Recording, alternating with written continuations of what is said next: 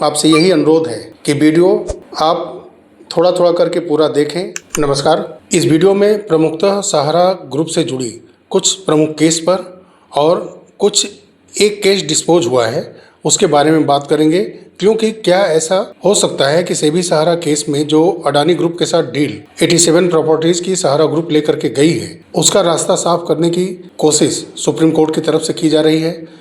क्योंकि एक रणकौशल प्रताप सिंह का केस जो डिसमिस किया कोर्ट ने पिटिशनर्स के एडवोकेट की तरफ से पूरे आर्गूमेंट को सुनने के बाद और जो टिप्पणी आई है उस बेस पर मैं कह रहा हूं कि क्या ये अडानी ग्रुप के डील को फाइनलाइज करने के लिए एक प्रकार से रास्ता तैयार किया जा रहा है। सबसे पहले सिटी सेशन कोर्ट कलकत्ता, जिसमें कि 23 जून 2026 को ऑर्डर आया। सबसे पहले ईडी ने जो एक कोर्ट से प्रेयर किया है अनिल इब्राहिम के 20 मई 2026 के एक पिटीशन के अगेंस्ट में रिटेन ऑब्जेक्शन फाइल करने के लिए, तो 23 जून तक वो तैयारी पूरी नहीं थी तो कोर्ट से प्रेयर किया गया, समय मांगा गया। उनको समय 6 जुलाई तक का दे दिया गया है। साथ में ओपी श्रीवास्तव की जो प्रत्येक सप्ताह मेडिकल रिपोर्ट कोर्ट के अंदर सौंपी जानी है उसको भी कोर्ट के समक्ष रखा गया और कोर्ट ने उसको रिकॉर्ड के साथ अटैच करवाया, ओपी श्रीवास्तव के मेडिकल रिपोर्ट को भी।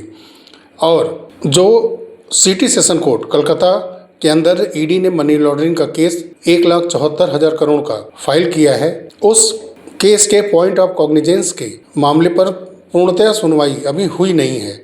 डेट जरूर पड़े हैं लेकिन उस डेट पर ज़्यादातर समय बेल पिटीशन पर सुनवाई में निकल गया था। तो 21 जुलाई 2026 को पॉइंट ऑफ कॉग्निजेंस पर सुनवाई करने के लिए कोर्ट ने प्रमुखता से कहा है और साथ में एक्यूज्ड को कोर्ट के अंदर रहने का आदेश जारी किया गया है, जिसमें विशेष रूप से ओपी श्रीवास्तव के लिए ये बात कही गई है।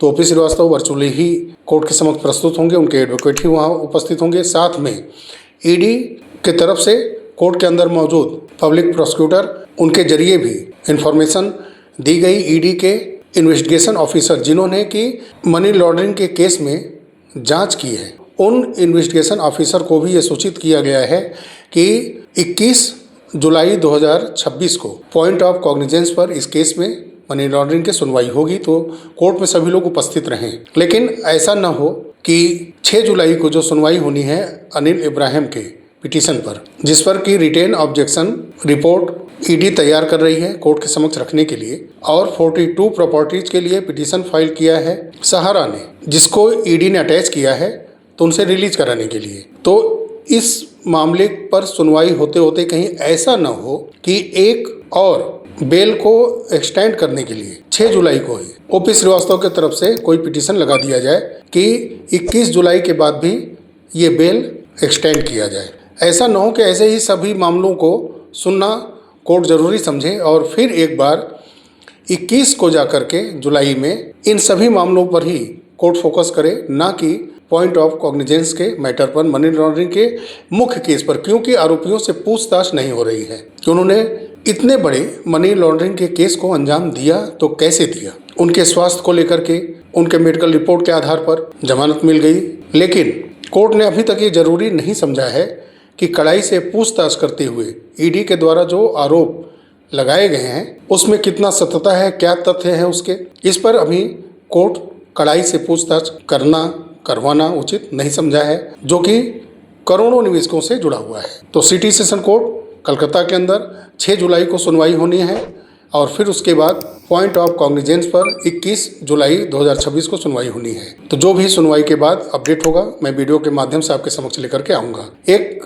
केस एएस राव की तरफ से सुप्रीम कोर्ट के अंदर सेबी के अगेंस्ट में फाइल किया गया था सिविल अपील, जिसमें कि रिस्पॉन्ड करने के लिए जेबी रॉय, ओपी श्रीवास्तव, रणोज दास गुप्ता को लिस्ट किया गया है कि ये भी उसमें रिस्पॉन्ड करें एएस राव के पिटीशन पर। तो वो केस जब सुप्रीम कोर्ट के अंदर सुना गया 27 मई को, तो कोर्ट सुनवाई के बाद तुरंत उस केस को एक 2021 के पिटीशन जो कि फाइल किया गया था 7443 7444 2021 में, उसके साथ एएस राव के केस को अटैच करवा दिया गया टैग करते हुए। सेबी सहारा केस कंटेम्प्ट पिटीशन नंबर 412 के साथ टैग करते हुए सुनवाई के लिए 13 जुलाई 2026 का डेट कंफर्म किया कि उस डेट पर सुनवाई की जाएगी। अभी इसके बारे में मैं और विस्तृत जानकारी आपको इस वीडियो में दूंगा कि ये मामला कैसे कहाँ कैसे सुना जा रहा था और फिर अब कहाँ पहुँचा है ये। और इसके बाद सेबी की तरफ से आई अहमद को मुख्य रूप से पार्टी बनाया है इस सिविल अपील में, और इसमें ओपी दीक्षित का नाम है, असद अहमद का नाम है, एएन मुखर्जी का नाम है और सीबी थापा का नाम है, जो कि सहारा के पहले सेक्रेटरी हुआ करते थे। अब ये दोनों केस जो सुप्रीम कोर्ट पहुंचा है, ये पहले सेबी के द्वारा full time governing regulatory commission एक नियुक्त किया जाता है, WTM होल टाइम मेंबर, तो वो इन मामलों की शुरुआत में ही जांच कर चुके थे। उनके द्वारा रिपोर्ट पहले की जा चुकी थी। OFCD आप जानते ही हैं, ये सहारा पहले ही ला चुकी थी। सहारा इंडिया कमर्शियल कॉरपोरेशन लिमिटेड जो सहारा ने बनाया था पहले, और फिर उसके बाद एक अरेंजर के तौर पर कुछ लोगों को नियुक्त करते हुए एक अरेंजर के ही तरह 2 एंटिटी भी बना दी गई। मैं इसको उसी तरह से नाम दे रहा हूं, हालांकि 2 एंटिटी बनाई गई। सहारा इंडिया कमर्शियल कॉरपोरेशन के बाद सहारा रियल एस्टेट था और सहारा हाउसिंग इन्वेस्टमेंट था। और इसमें 2001-2 में RHP रेड हेरिंग प्रोस्पेक्टस के डॉक्यूमेंट पर जो सहारा के मैनेजिंग डायरेक्टर की टीम में हुआ करते थे सुब्रतो राय, OP श्रीवास्तव, JB रॉय और जो AS राव सुप्रीम कोर्ट गए हैं सेबी के अगेंस्ट में, और अपने ही डायरेक्टर्स टीम के OP श्रीवास्तव, रनोज दास गुप्ता और JB राय के अगेंस्ट में वो AS राव भी उस मैनेजमेंट डायरेक्टर टीम के सदस्य हुआ करते थे उस समय। तो वो AS राव भी इसमें हैं और रनोज दास गुप्ता, ये मैनेजिंग डायरेक्टर्स के ये 5 नेम हैं जिन्होंने उस समय जो 2001-2 में RHP के लिए प्रयास किया गया था, लेकिन उसको शो किया गया 2008 में, और उस पर साइन इन डायरेक्टर्स के थे, जिसमें कि 5 ऐसे मैनेजर्स और एक सेक्रेटरीज का भी नाम इसमें है। उसी में आई अहमद हैं, असद अहमद हैं, OP दीक्षित हैं, AN मुखर्जी हैं और CB थापा हैं जो कि सेक्रेटरी के पद पर थे, और इन लोगों को पावर ऑफ अटॉर्नी दी गई थी। और इसी बेस पर इनके साइन के ऊपर WTM एक फैसला पहले सुना चुकी थी कि जो OFCD के माध्यम से जो धन इकट्ठा किया गया और सेबी के पास जब ये पहुंचे RHP के लिए, उस डॉक्यूमेंट पर इन लोगों के साइन थे, तब ये मामला उजागर हुआ और सेबी ने जांच करना शुरू किया। तो WTM ने दोषी पाया था कि इन लोगों के जरिए 14,106 करोड़ रुपए इकट्ठा किए गए हैं और वो निवेशकों को वापस करने चाहिए, क्योंकि इन्होंने इलीगल तरीके से ये धन इकट्ठा किए हैं सेबी के कहने के मुताबिक। फिर ये केस चला, WTM का ये डिसीजन था, फिर ये लोग पहुंचे थे स्टेट ऑफ महाराष्ट्र के सिक्योरिटी अपीलेट ट्रिब्यूनल में, और उस ट्रिब्यूनल का जो जजमेंट आया 9 मार्च 2023 में, जो ऑर्डर में मेंशन है 1,98 लाख लोगों से धन इकट्ठा किया, 14,106 करोड़ रुपए। और ये सेबी एक्ट के हिसाब से ये प्राइवेट प्लेसमेंट नहीं रह जाता है, ये हो जाता है पब्लिक इशू, और पब्लिक इशू के लिए सेबी से पहले परमिशन लेना पड़ता है, न कि रजिस्ट्रार ऑफ कंपनीज से परमिशन लेकर के आप इतने बड़े निवेशकों से आप धन इकट्ठा कर सकते हैं, अपने शेयर को सेल कर सकते हैं। तो इसी फैक्ट पर RHP डॉक्यूमेंट पर साइन करने के लिए डायरेक्टर्स को दोषी पाया गया कि उन्होंने इलीगल तरीके से धन इकट्ठा किया है, तो विथ 15% इंटरेस्ट के साथ निवेशकों को वापस करना चाहिए, और ये 14,106 करोड़ रुपए इनसे रिकवरी की जाएगी। लेकिन वहीं WTM ने मैनेजर और सेक्रेटरी को दोषी माना था, लेकिन मुंबई सिक्योरिटी अपीलेट ट्रिब्यूनल ने मैनेजर्स को, सेक्रेटरीज को दोषी नहीं माना। अपीलेट ट्रिब्यूनल का ये कहना है कि ये डायरेक्टर्स के अंदर में वर्क कर रहे थे, इसलिए पूर्णतया डायरेक्टर्स ही दोषी हैं। इस फैक्ट पर सिक्योरिटी अपीलेट ट्रिब्यूनल से ये लोग बरी हो जाते हैं। लेकिन सेबी एक्ट अपने मुताबिक काम कर रही है, इसीलिए वो आई Ahmad, Asad Ahmad, OP Dixit, CB Thapa, AN Mukherjee के अगेंस्ट में सुप्रीम कोर्ट चली गई है। वहीं AS राव, जो कि उस समय सुब्रतो राय, JB रॉय, रनोज दास गुप्ता, OP श्रीवास्तव के साथ उस मैनेजमेंट टीम के हिस्सा हुआ करते थे, वो सुप्रीम कोर्ट पहुंच चुके हैं, क्योंकि 14,106 करोड़ रुपए रिकवरी की बात है। अब वो क्या अपना एविडेंस लेकर के सुप्रीम कोर्ट पहुंचे हैं सेबी के अगेंस्ट में, और उस समय के अपने सह पार्टनर सुब्रतो राय तो है नहीं, लेकिन जेबी राय को, ओपी श्रीवास्तव को और रणोज दासगुप्ता को पार्टी बनाया गया है एएस राव की तरफ से, जो कि लेफ्टिनेंट जनरल रिटायर्ड उस समय थे और इसमें जुड़े थे वो। तो ये दोनों केस बेहद महत्वपूर्ण हैं, जुड़ गए हैं सेबी सहारा के साथ में।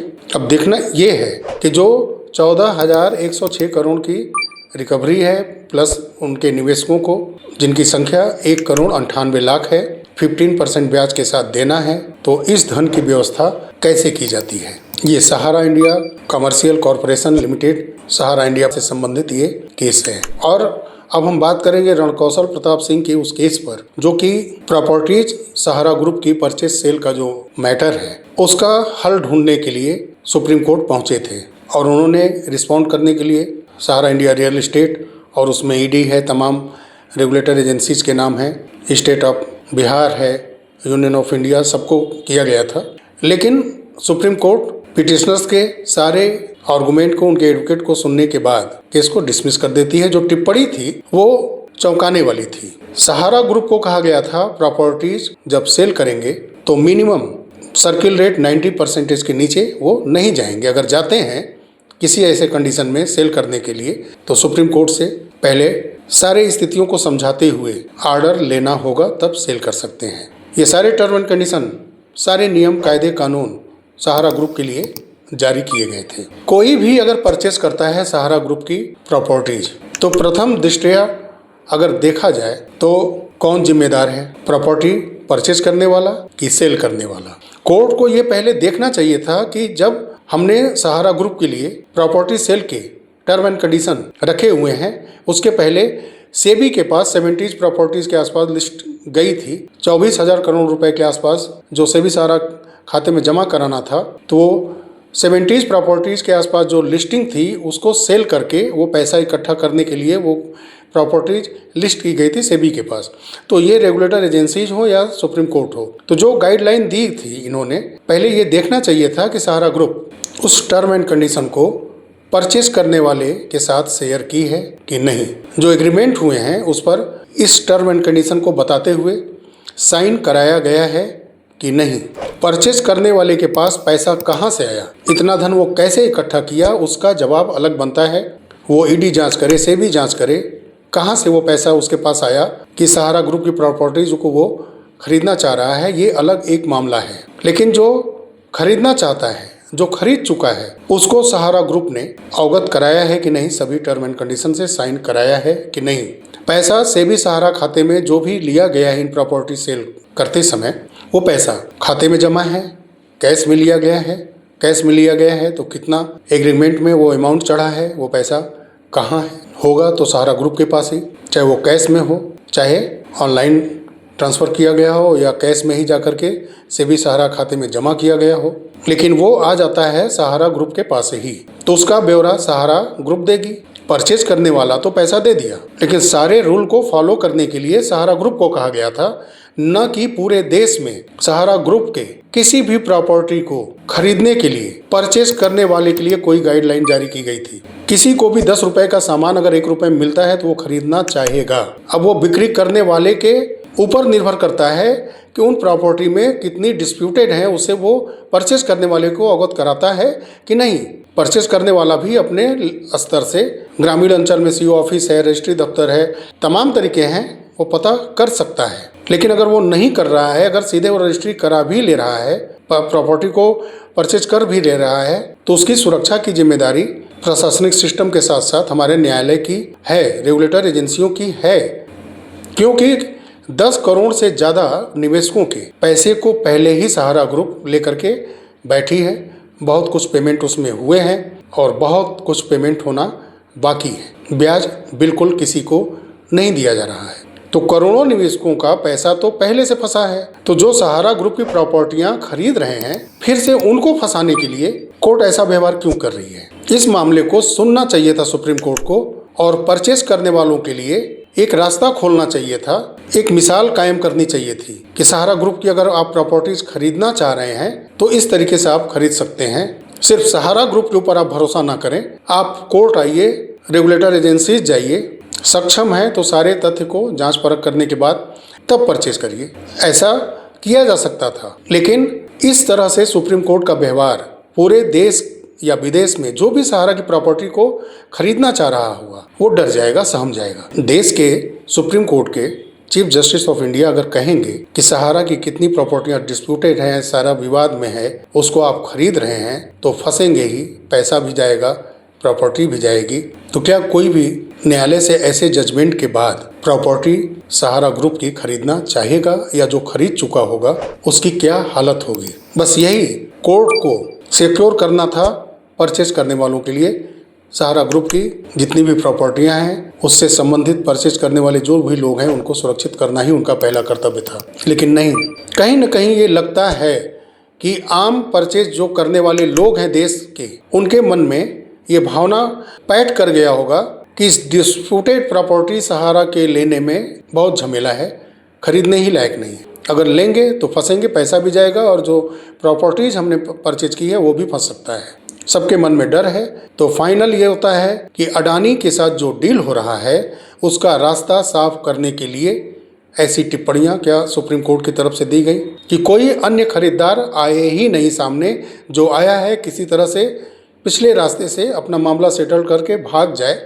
अगर कोई बैंक किसी अपने कस्टमर को लोन दिया है और वो समय से लोन नहीं चुका पाया, चाहे वो कुछ हज़ार हो, कुछ लाख हो, या कुछ करोड़ रुपए का लोन हो, किसी प्रॉपर्टी को अटैच करके वो लोन दिया गया हो प्रॉपर्टी के बेस पर, और वो समय से लोन ना जमा करे और वो कस्टमर अपने अकाउंट को एनपीए कर जाए, तब डिफॉल्टर के रूप में फोटो सहित उसका बैंक के ब्रांच के अंदर लिख दिया जाता है। जितना अमाउंट बकाया रहता है कस्टमर के ऊपर, उतने रुपए का डिफॉल्टर भगोड़ा घोषित कर दिया जाता है। जो प्रॉपर्टीज के बेस पर लोन पास किया गया होता है, वहाँ कोई अगर भूमि है तो वहाँ बोर्ड लग जाता है, बैनर लग जाता है। कोई ऐसी बनी हुई रिहायशी इलाका में अगर फ्लैट वगैरह है, शॉप है, तो वहाँ पर पेपर वगैरह चस्पा कर दिए जाते हैं कि बैंक का इतना बकाया है, विवाद है, ये डिस्प्यूटेड प्रॉपर्टीज है, और इसको परचेज करने से पहले बैंक वगैरह ये अपना नंबर देती है कि संपर्क करें। बाकायदे ढोल बाजे गाजे के साथ कुर्की नीलामी की जाती है बैंकों के द्वारा छोटे उपभोक्ताओं के लिए। तो क्या सेबी के पास 70 प्रॉपर्टी जब गई थी तो करोड़ों निवेशकों का हित था, वहाँ पर 2 से 3 करोड़ निवेशकों का हित था। 24,000 करोड़ रुपए सेबी सहारा खाते में निवेशकों को देने के लिए जमा कराना था। 70 प्रॉपर्टीज के आसपास लेकर के सहारा ग्रुप सेबी के पास गई भी थी। तो क्या निवेशकों को जागरूक करने के लिए सहारा के सभी ब्रांच में उन प्रॉपर्टियों के लिस्ट के साथ सेबी ये ऑर्डर जारी नहीं कर सकती थी कि ये चस्पा करिए और वहाँ शो करिए कि ये रियल इस्टेट और हाउसिंग में जो इन्वेस्टर्स हैं उनका पैसा 24,000 करोड़ रुपए सेबी सहारा खाते में जमा करना है और ये प्रॉपर्टियां लिस्टेड हैं। अगर कोई भी परचेज करना चाहता है तो आगे आ सकता है। वहाँ पर सहारा ग्रुप के मैनेजमेंट टीम का नंबर होता, सेबी का नंबर होता। 2 चीज़ होता, एक तो सक्षम कस्टमर मिल सकते थे परचेज करने के लिए सहारा ग्रुप के प्रॉपर्टीज को, और निवेशक जागरूक होते। कन्वर्जन का खेल बड़े लेवल पर नहीं खेला जाता। निवेशक को फांसने का जो व्यवस्था बना शायद वो नहीं बन पाता इतने बड़े लेवल पर। आगे चल करके सुप्रीम कोर्ट के अंदर मिनिमम 90%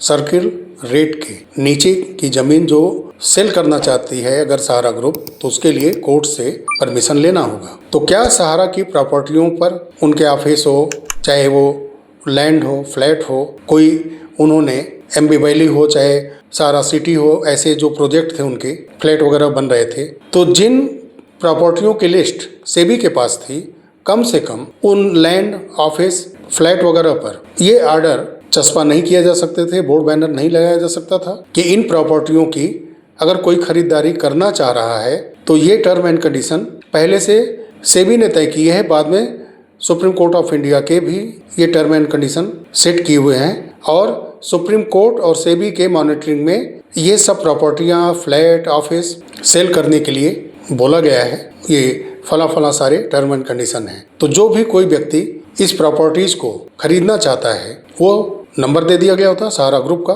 सेबी का, और कोर्ट में जो भी इस केस में शेखर नफाड़े जी हैं तो एमिकस क्यूरी का, उनकी टीम का नंबर दिया गया होता कि हाँ आप संपर्क करिए, सारे टर्म एंड कंडीशन को जानिए और परचेज करिए।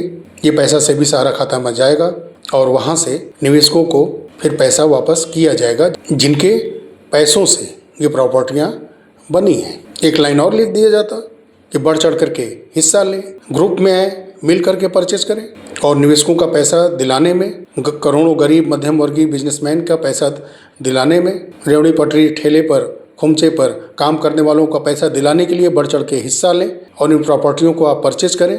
नंबर पर संपर्क करिए और निवेशकों का पैसा दिलाने में आप सहायक बनिए। चलिए, इतना भावनात्मक कोर्ट रेगुलेटर एजेंसीज नहीं करती, लेकिन जो एक आम कस्टमर के साथ बैंक करता है, कम से कम उस तरह से ही न्यायालय में चल रहे मुकदमों के आधार पर, सेबी के यहाँ लिस्टेड 70 प्रॉपर्टीज के आधार पर इन सारे संपत्तियों के पास बोर्ड हो, बैनर हो, ग्लो साइन बोर्ड हो, रात को भी दिखे, पेपर है, चस्पा करके लोगों को जागरूक करना चाहिए था कि नहीं।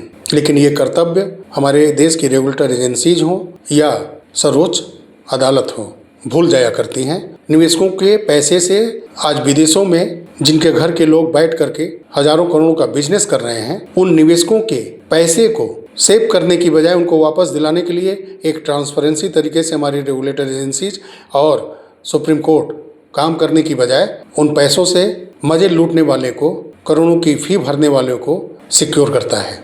ऐसी संपत्ति खरीदने वालों को सहारा ग्रुप के या अन्य जो ऐसी विवादित कंपनियां हैं, निवेशकों के साथ साथ परचेज करने वाला भी फंसता है, उसके लिए भी न्यायालय पीछे हट जाता है, उसको भी सिक्योर करने के रास्ते बंद कर देता है। चलिए साथियों, वीडियो काफ़ी लंबा हो गया है और आपसे यही अनुरोध है कि वीडियो आप थोड़ा थोड़ा करके पूरा देखें और हमारे प्रयास अगर बेहतर तरीके से आगे बढ़ रहे हैं तो आप चैनल को सब्सक्राइब अवश्य करिए, वीडियो को शेयर करिए। वीडियो देखते समय हाइप बटन पर क्लिक करके आप वीडियो को हाइप भी कर सकते हैं। तो यही सपोर्ट आपसे चाहिए ताकि ज़्यादा से ज़्यादा लोग जुड़ें और मुझे वो सपोर्ट मिले, अंदर से एक भावना जगे कि और प्रयास मैं करूं ताकि निवेशकों का पैसा मिले और साथ में कोई भी ऐसी non para banking chit fund company, financial कंपनियों में पैसा इन्वेस्ट करने से पहले 10 बार सोचे, हाई रिटर्न जैसे प्रलोभन में कभी भी ना फंसे। चलिए साथियों, मिलते हैं अगले वीडियो में, तब तक के लिए नमस्कार। जय हिंद, जय भारत, वंदे मातरम।